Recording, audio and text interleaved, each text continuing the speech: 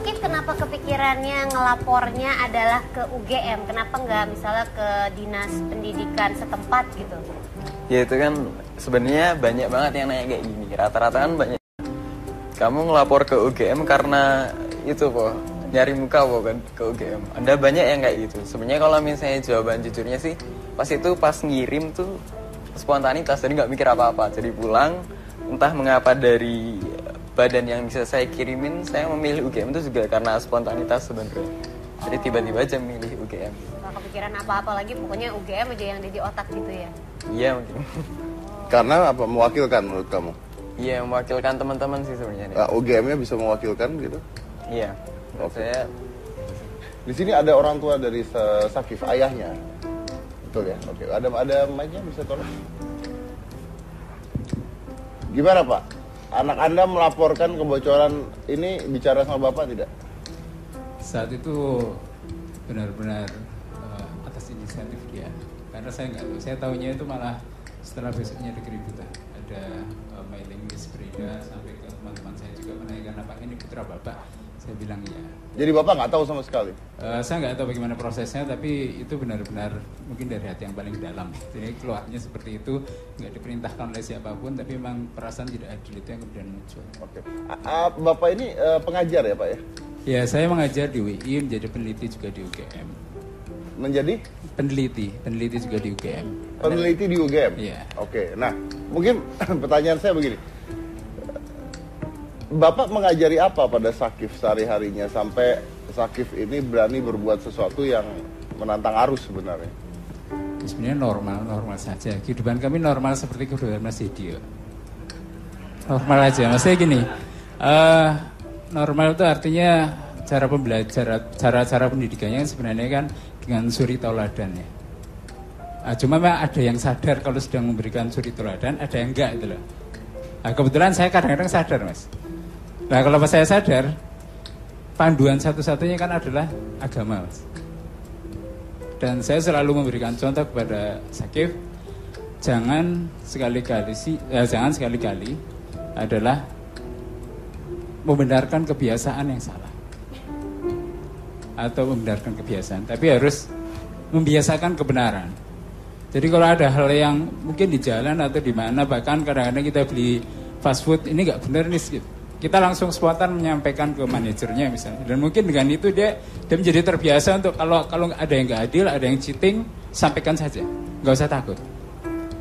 Karena mungkin di balik itu ada satu kebenaran yang kita harus ungkapkan. Mungkin sederhana aja. Itu yang kadang saya sadar, kadang saya enggak, ternyata dituruh juga sama Sakif. Bangga tidak Anda? Sebagai orang tua harus bangga maksudnya. Tapi yang paling penting sebenarnya mungkin peran ibu sebenarnya. Karena ibu yang sebenarnya sangat menjadi penentu, sehingga dia sangat ibaratnya penurut dengan pattern yang kita ajarkan dengan pendidikan agama.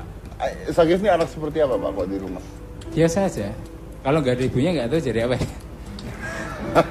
Tapi karena ada ibunya yang sangat menentukan sebenarnya ke depan anaknya harus seperti apa. Mungkin ayah hanya sebagai penegas saja. Penegas kalau salah ya saya bilang salah. Ya. Banyak hal yang mungkin nggak disukai oleh ya karena terlalu tegas barangkali. Saya nggak keras Mas, tegas katanya. Itu mungkin catatan. Oke, baik. Terima kasih banyak Pak. Terima kasih. Kayaknya aku harus belajar ya sama orang tuanya Sakif gimana supaya jujur kalau ada kecurangan melapor. Tapi kayaknya nggak semua orang berani, dan bahkan nggak usah gitu deh. Gini aja, anggap aja kejadian ini kan kejadian ini sudah lewat ya, nggak ada ya. Yeah. Coba saya tanya nih yang di sini, pasti nggak ada yang tunjuk jari. Taruhan mau nggak sama saya? Apa ini mau nanya? Nah, apa ini kan kita? ada adik-adik dari mana ini? Oke, jawabnya kenceng kan? Iya. Ya, oke. Seandainya soal UN bocor ke kalian, ada yang mau ngelapor nggak? Kalau ada yang mau ngelapor tunjuk jari. Tuh kan, nggak ada kan? Iya ya. Tuh, nggak ada kan? Saya mau Pak, saya ngelapor ke teman tuh, saya. nggak ada kan? Ada yang mau ngelapor nggak? Tuh, pada diam semua. Tuh. Kalau aku ngelapor ke teman aku. Ini kesian jadi gurunya kalau yang nonton berdua, ini. Kenapa gitu? Gurunya mikir, kenapa pada nggak tunjuk jari? Kenapa? Ini kepala sekolahnya lagi mikir, lagi nonton. Kenapa mereka nggak ada yang nunjuk jari ya? Kenapa nggak ada yang nunjuk jari? Begitu lagi mikir.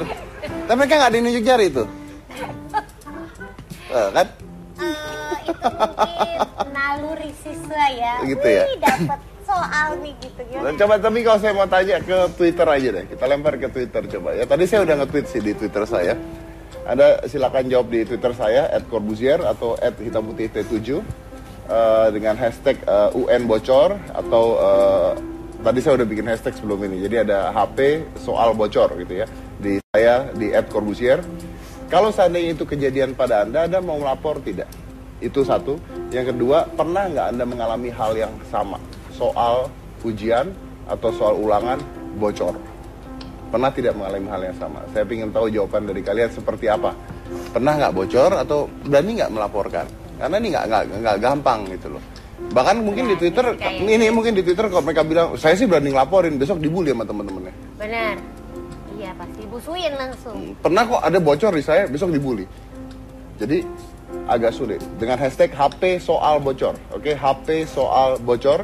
Silakan ke Twitter saya @corbuzier atau ke hitam putih T7. Saya mau tahu jawaban Anda. Berani tidak Anda menjawab? Walaupun ini nggak kejadian di Anda, tapi berani nggak Anda menjawab? Ngejawab mau berani, ngelakuin ya nggak berani. Ya ngejawab, tapi kan kalau teman-teman yang lihat Twitternya nanti itu tuh kan kan bisa aja bahwa iya. Makanya kita pengen tahu coba berani apa tidak ya, dan pernah tidak bocor soal apapun di adik-adik yang ada di rumah. Atau mungkin om-om yang ada di rumah. Mungkin bocornya udah 20 tahun yang lalu kan kita nggak tahu ya. Bisa aja kan. Oh iya ya, tapi kan dulu kan belum pakai teknologi komputer segala macam. Oh ya mungkin pakai pos. Disebarin dari satu orang ke orang lain. Kan pakai telegram, siapa tahu ngebocorin soal ujian. Bisa di rumah aja. saya cuma genteng doang yang bocor ya. Bisa aja kan. Oke, nah kita keluar dari soal itu dulu sementara. Jadi kalau kita bicara itu negatif ya soal bocor, tapi ada sisi positif di Indonesia. Ini ada kelas inspirasi dan Indonesia mengajar. Jadi ini adalah sebuah gerakan profesional yang turun tangan untuk menjadi pengajar. Dan mereka ini harus cuti berhari-hari, bahkan sampai 1 tahun resign dari pekerjaannya dengan tujuan untuk mengajar anak-anak yang membutuhkan pendidikan di Indonesia yang masih belum terjangkau bahkan tempatnya. Sukarela. Kita lihat dulu apakah itu, silakan. Ada yang mau jadi Power Ranger nggak? Mau jadi Power Ranger nggak?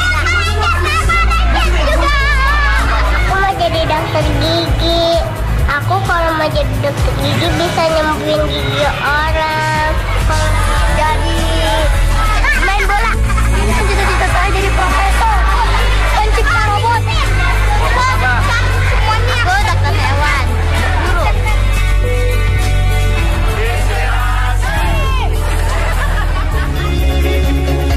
Menjadi relawan sebagai guru, sebuah gerakan yang kini populer di kalangan anak muda Indonesia.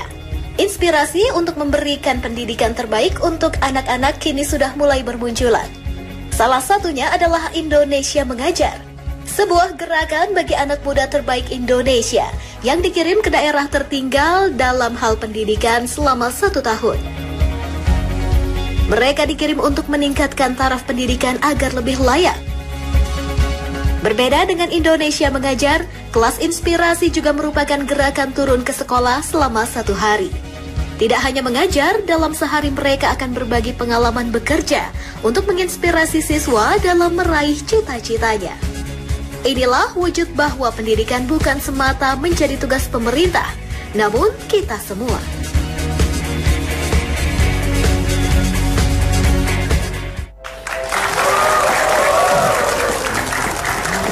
Jadi untuk lebih jelasnya lagi kita akan undang saja langsung. Ini adalah Rahmat Dhani Andika. Dia adalah pimpinan divisi Public Engagement atau pelibatan publik untuk Indonesia Mengajar. Silakan.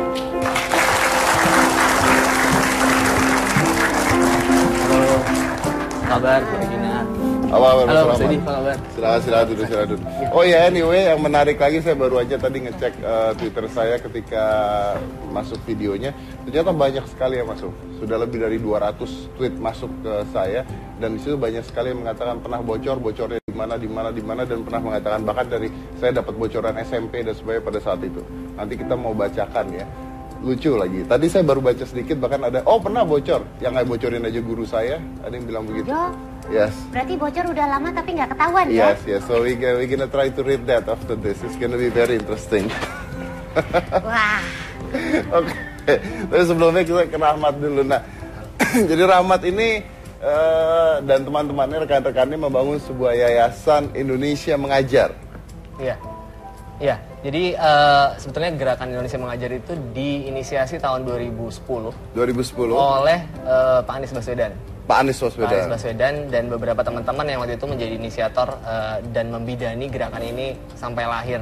Tahun 2010 sebetulnya pertama kali Indonesia Mengajar, kegiatan utamanya adalah mengirimkan sarjana-sarjana terbaik dari Indonesia untuk mengajar, untuk hadir, mengiurankan 1 tahun masa hidupnya mengajar di daerah-daerah terpencil di Indonesia. Jadi secara sukarela? Secara sukarela, artinya maksudnya basisnya adalah mereka mendaftar untuk berangkat. Tapi tentu ya mereka disupport soal berangkat, nggak mungkin suruh pakai uang sendiri. Tapi artinya pengelolaannya mereka mendaftar, karena sebetulnya gini Mas Dedi, sampai sekarang udah memberangkatkan sekitar 500 orang dalam 10 angkatan dari 2010 sampai sekarang. 500-an orang itu terpilih dari pendaftarnya sudah lebih dari pendaftarnya sudah lebih dari 10.000. Pendaftarnya sudah lebih dari 100.000. Gimana? 100.000 orang yang daftar. Contoh sebagai contoh, saya sebagai contoh, angkatan terakhir ini, angkatan 10, itu kita mencari hanya 72 orang karena memang ada kuotanya 72 orang. Pendaftarnya 10.555 orang hanya dari satu angkatan. Jadi memang berarti ada seleksi dong. Betul, seleksinya sih kalau boleh dibilang cukup ketat karena ada 3 tahap seleksi. Gimana maksudnya seleksinya cukup ketat padahal ini adalah sukarela? Iya, karena pengelolaan kita kan gini, begitu kita bicara bahwa ada pengelolaan mendampingi pengajar muda ini bertugas selama 1 tahun di daerah. Mereka bertugas 1 tahun di daerah-daerah terpencil, tinggal di sana, live in di sana, maka ada pengelolaan program yang perlu kita lakukan. Nah, Indonesia Mengajar memang tidak berambisi ini menjadi besar. Kayak dulu Pak Anies pernah bilang, cita-citanya adalah kita pengen bikin dia small tapi powerful. Jadi kayak social acupuncture. Karena begitu kita ngomongin besar, kita bisa aja cari sumber daya untuk mengirimkan 10.000, tapi nanti kita akan sibuknya ngurusin munasnya. Sibuknya ngurusin rapat-rapat akbarnya, tapi kita kelola teman-teman ini.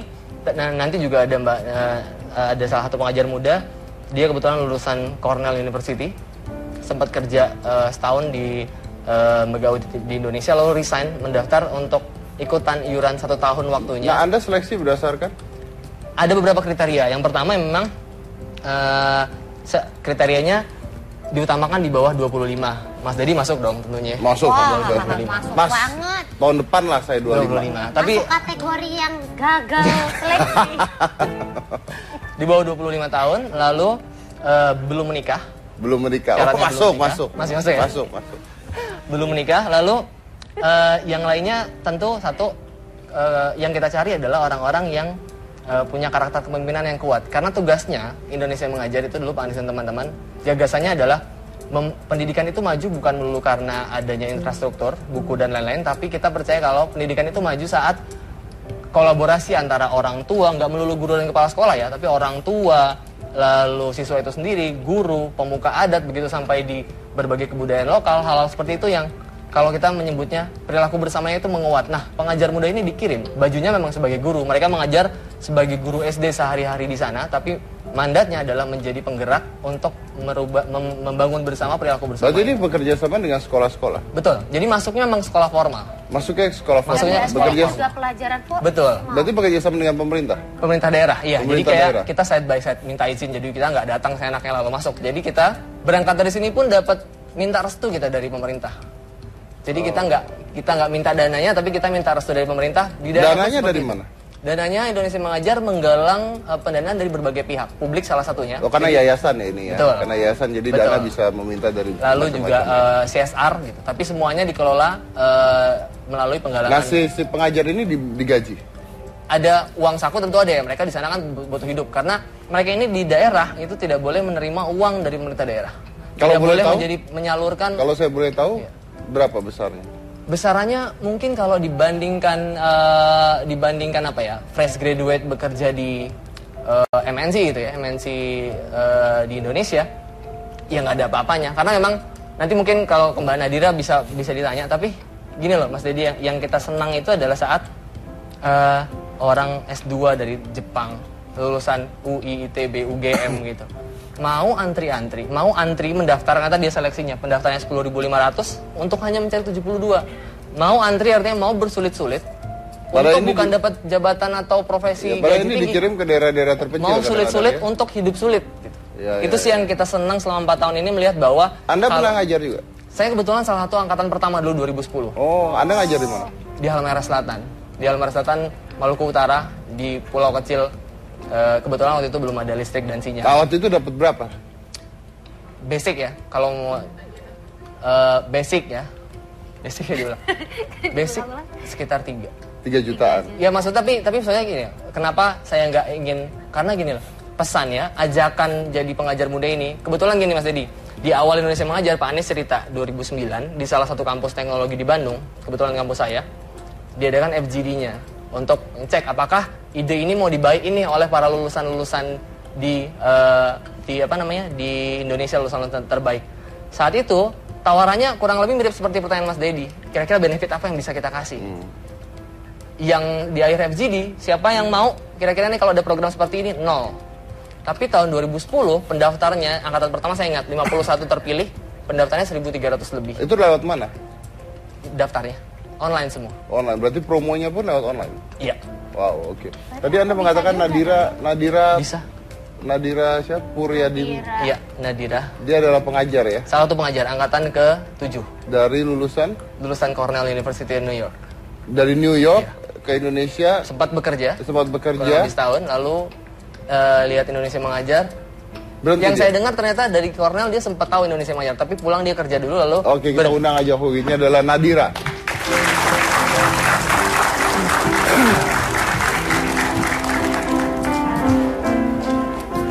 Apa kabar Nadira? Baik. So, Nadira sempat mengajar di. Saya duduk di mana? Sih. Oke. Inilah wanita luar biasa. Wanita tangguh bisa hidup Bisa, sulit kayaknya. jadi pengajar Bisa di daftar. Indonesia Inilah Mengajar. sosok Kartini yang sesungguhnya.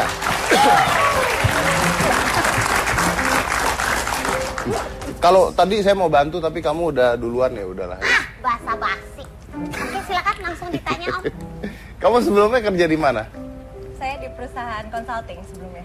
Di perusahaan consulting. Iya. Lalu Anda berhenti. Berhenti. Jadi sukarela. Bukan dipecat ya? Bukan. Berhenti Syukurnya sukarela bukan. nih. Iya. Kenapa berhenti? Sebetulnya dimulai dari mungkin waktu saya masih kuliah di Cornell University. Waktu itu mungkin semacam mimpi saya sejak dulu. Mimpi dari kecil juga pernah ingin jadi guru. Ternyata di tengah jalan banyak berubah cita-citanya. Tapi waktu kuliah di Cornell saya lihat ada yang sempat mention Indonesia Mengajar di salah satu media sosial waktu itu. Di situ saya tertarik lagi, ingat lagi mimpi saya pernah pengen jadi guru nih, tapi nggak tahu cocok atau enggak. Ternyata ini ada kesempatan setahun mengajar, menginspirasi, terus ditempatkan di daerah yang saya belum pernah kesana. Di mana Anda waktu ditempatkan? itu. Di Pulau Bengkalis, Riau. Di Pulau Bengkalis, Provinsi Riau. Oh, di Provinsi Riau. Riau. Batasannya sama Malaysia. Iya. Batasannya sama Bisa Malaysia. lihat Melaka di seberang. Itu maaf, itu daerah tersebut gimana keadaannya? Daerah tersebut sebetulnya di pulau itu sendiri udah ada 2 kecamatan. Jadi itu bukan kalau dibilang pulau yang sangat terpencil, nggak seperti itu juga. Cuma mungkin akses di sana masih cukup terbatas. Di sana kalau dibilang mati lampu mungkin hampir setiap hari gitu. Airnya juga waktu itu beda sekali sih sama di sini karena waktu itu tanah gambut, airnya warnanya merah. Jadi pertama kali saya di situ, loh kok sungainya kayak air teh gitu. Minumnya? Minumnya dari air hujan kebanyakan. Baik, ngang gitu. Syukurnya Kan dari air hujan. Tadi saya baru bilang Anda adalah sosok Kartini yang sesungguhnya. Mana ada Kartini gayanya kayak lu? Harus tangguh. Ya kan? Harus tangguh. Jadi kalau aus, Aus tinggal nggak. nunggu hujan ya? Iya. Bagus juga. Oke, saya break dulu aja deh kalau gitu deh. Oke, saya mau break dulu, nanti saya mau bacakan Twitternya dari teman-teman yang ada di rumah. Ini menarik banget isi Twitternya. Saya lagi juga akan lanjut dengan Nadira. Oke, jadi jangan mana-mana, tetap di Hitam Putih.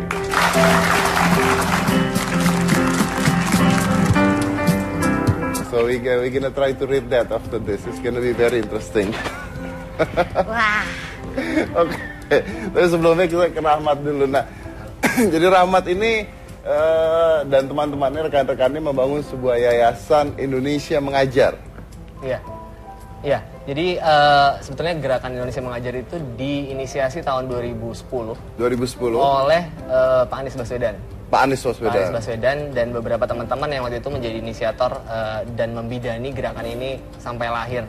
Tahun 2010 sebetulnya pertama kali Indonesia Mengajar, kegiatan utamanya adalah mengirimkan sarjana-sarjana terbaik dari Indonesia untuk mengajar, untuk hadir, mengiurankan 1 tahun masa hidupnya mengajar di daerah-daerah terpencil di Indonesia. Jadi secara sukarela?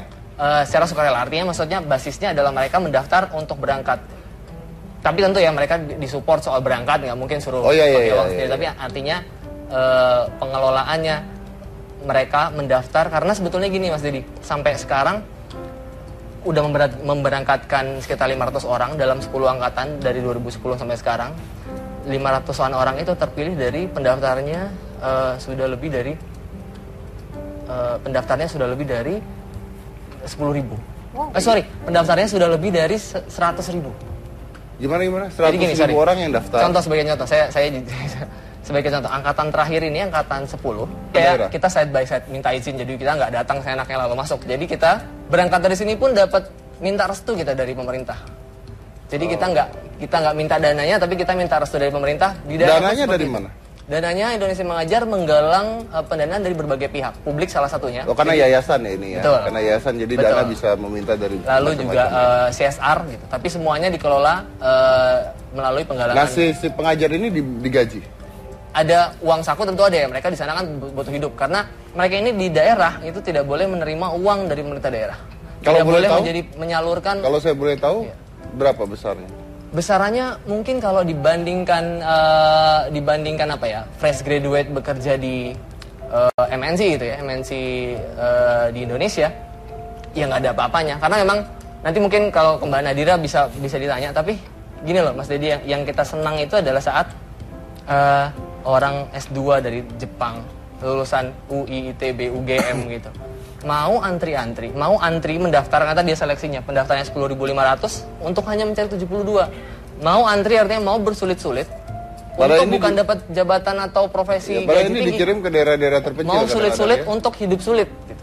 Itu sih yang kita senang selama 4 tahun ini melihat bahwa Anda pernah ngajar juga? Saya kebetulan salah satu angkatan pertama dulu 2010. Oh, Anda ngajar di mana? Di Halmahera Selatan. Di Halmahera Selatan, Maluku Utara, di pulau kecil.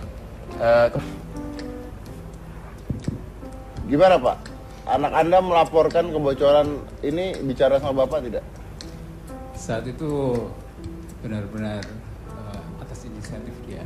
Karena saya nggak tahu, saya tahunya itu malah setelah besoknya ada keributan. Ada mailing list beredar sampai ke teman-teman saya juga menanyakan apakah ini putra Bapak. Saya bilang iya. Jadi Bapak nggak tahu sama sekali? Saya nggak tahu bagaimana prosesnya, tapi itu benar-benar mungkin dari hati yang paling dalam. Jadi keluarnya seperti itu, nggak diperintahkan oleh siapapun, tapi memang perasaan tidak adil itu yang kemudian muncul. Oke. Bapak ini pengajar ya Pak ya? Ya, saya mengajar di UI, menjadi peneliti juga di UGM. Menjadi? Peneliti juga di UGM. Peneliti di UGM? Iya. Oke, nah mungkin pertanyaan saya begini. Bapak mengajari apa pada Sakif sehari-harinya sampai Sakif ini berani berbuat sesuatu yang menantang arus sebenarnya? Sebenarnya normal saja. Kehidupan kami normal seperti kehidupan Mas Didio. Normal aja. Maksudnya gini, normal itu artinya cara pembelajaran, cara pendidikannya sebenarnya kan dengan suri tauladan ya. Cuma memang ada yang sadar kalau sedang memberikan suri tauladan, ada yang enggak itu loh. Nah, kebetulan saya kadang-kadang sadar Mas. Nah kalau saya sadar, panduan satu-satunya kan adalah agama Mas. Dan saya selalu memberikan contoh kepada Sakif. Sudah lebih dari, pendaftarnya sudah lebih dari 10.000. Pendaftarnya sudah lebih dari 100.000. Gimana? 100.000 orang yang daftar? Contoh sebagai contoh, saya sebagai contoh, angkatan terakhir ini, angkatan 10, itu kita mencari hanya 72 orang karena memang ada kuotanya. 72 orang, pendaftarnya 10.555 orang, hanya dari satu angkatan. Jadi memang berarti ada seleksi dong? Betul, seleksinya sih kalau boleh dibilang cukup ketat karena ada 3 tahap seleksi. Gimana maksudnya seleksinya cukup ketat padahal ini adalah sukarela? Iya, karena pengelolaan kita kan gini, begitu kita bicara bahwa ada pengelolaan mendampingi pengajar muda ini bertugas selama 1 tahun di daerah, Mereka bertugas 1 tahun di daerah-daerah terpencil, tinggal di sana, live in di sana, maka ada pengelolaan program yang perlu kita lakukan. Nah, Indonesia Mengajar memang tidak berambisi ini menjadi besar. Kayak dulu Pak Anies pernah bilang, cita-citanya adalah kita pengen bikin dia small tapi powerful. Jadi kayak social acupuncture. Karena begitu kita ngomongin besar, kita bisa aja cari sumber daya untuk mengirimkan 10.000, tapi nanti kita akan sibuknya ngurusin munasnya, sibuknya ngurusin rapat-rapat akbarnya. Tapi kita kelola teman-teman ini. Nanti juga ada ada salah satu pengajar muda, dia kebetulan lulusan Cornell University, sempat kerja setahun di Megawi di Indonesia, lalu resign, mendaftar untuk ikutan iuran 1 tahun waktunya. Nah, Anda seleksi berdasarkan? Ada beberapa yang gagal seleksi. Di bawah 25 tahun, lalu belum menikah. Belum menikah. Masuk. Masuk ya? Masuk. Belum menikah, lalu yang lainnya tentu satu yang kita cari adalah orang-orang yang punya karakter kepemimpinan yang kuat. Karena tugasnya Indonesia Mengajar itu dulu Pak Anies dan teman-teman, gagasannya adalah pendidikan itu maju bukan melulu karena adanya infrastruktur, buku dan lain-lain, tapi kita percaya kalau pendidikan itu maju saat kolaborasi antara orang tua, nggak melulu guru dan kepala sekolah ya, tapi orang tua, lalu siswa itu sendiri, guru, pemuka adat, begitu sampai di berbagai kebudayaan lokal. Hal-hal seperti itu yang kalau kita menyebutnya perilaku bersamanya itu menguat. Nah, pengajar muda ini dikirim, bajunya memang sebagai guru. Mereka mengajar sebagai guru SD sehari-hari di sana, tapi mandatnya adalah menjadi penggerak untuk membangun bersama perilaku bersama. Berarti ini bekerja sama dengan sekolah-sekolah? Betul, jadi masuknya memang sekolah formal. Masuknya sekolah formal? Masuknya bekerja juga pelajaran formal. Betul. Berarti bekerja sama dengan pemerintah? Pemerintah daerah, iya. Pemerintah jadi kayak daerah. kita side by side minta izin, jadi kita nggak datang seenaknya lalu masuk. Jadi kita berangkat dari sini pun dapat minta restu kita dari pemerintah. Jadi kita nggak minta dananya, tapi kita minta restu dari pemerintah. Dananya dari mana? Dananya Indonesia Mengajar menggalang pendanaan dari berbagai pihak, publik salah satunya. Oh, karena yayasan ya ini ya? Betul. Karena yayasan, jadi Betul. dana bisa meminta dari lalu juga CSR gitu. Tapi semuanya dikelola melalui penggalangan. Nah, si pengajar ini digaji? Spontanitas sebenarnya. Jadi tiba-tiba aja milih UGM. Gak kepikiran apa-apa lagi, pokoknya UGM aja yang ada di otak gitu ya? Iya mungkin. Karena apa? Mewakilkan menurut kamu? Iya, mewakilkan teman-teman sih sebenarnya. UGM-nya bisa mewakilkan gitu? Iya. Saya di sini ada orang tua dari Sakif, ayahnya. Betul ya? Oke. Ada mic-nya, bisa tolong? Gimana Pak? Anak Anda melaporkan kebocoran ini bicara sama Bapak tidak? Saat itu benar-benar atas inisiatif dia. Karena saya nggak tahu. Saya tahunya itu malah setelah besoknya ada keributan. Ada mailing list berita sampai ke teman-teman saya juga menanyakan apakah ini putra Bapak. Saya bilang iya. Jadi Bapak nggak tahu sama sekali? Saya nggak tahu bagaimana prosesnya, tapi itu benar-benar mungkin dari hati yang paling dalam. Jadi keluarnya seperti itu, nggak diperintahkan oleh siapapun, tapi memang perasaan tidak adil itu yang kemudian muncul. Oke. Bapak ini pengajar ya Pak ya? Ya, saya mengajar di UI, menjadi peneliti juga di UGM. Menjadi? Peneliti juga di UGM. Peneliti di UGM? Iya. Oke, nah mungkin pertanyaan saya begini. Bapak mengajari apa pada Sakif sehari-harinya sampai Sakif ini berani berbuat sesuatu yang menantang arus sebenarnya? Sebenarnya normal saja. Kehidupan kami normal seperti kehidupan Mas Didio. Normal aja. Maksudnya gini, normal itu artinya